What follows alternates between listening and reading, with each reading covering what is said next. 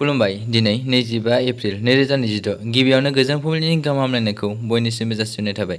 राजपुत गभार्नरनि सिगां आंनिफ्राय आनान गसाइनिसिम आरज खालामनाय जायोदि दिनैनि साना बुहुमनि साफ्रोमबो सुबुंफोरनि थाखाय गाहामैनो गाहाम बारलांनो हायो। जेबो खैफोद आफोद जायालासे फैदो दानिया दिनैनि राजपुत खोनासंथायनि गिबियावनो दङ। मेष राशि बबेबा गिदिर कम्पानियाव साख्रि मोननो हागौ। मेष राशिनि खाफाल गोनां अनजिमाया 9।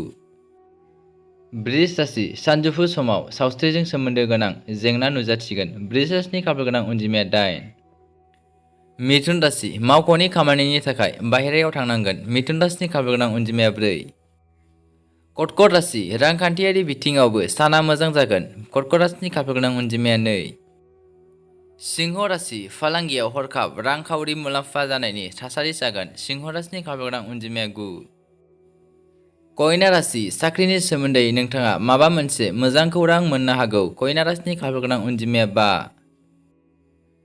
तुला राशि जेबो राङारि लेनदेन एबा रांखान्थियारि खामानिफोराव बाहागो लानो नाङा। तुला राशिनि खाफाल गोनां अनजिमाया 2।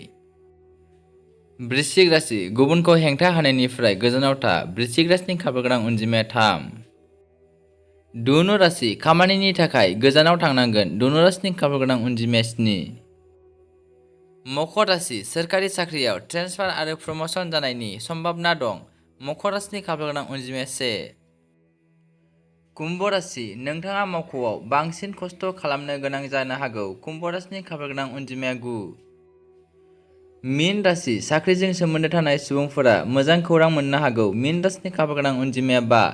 दिनैनि राशि फरायनाया एसेनोसै। गोजोन्थों।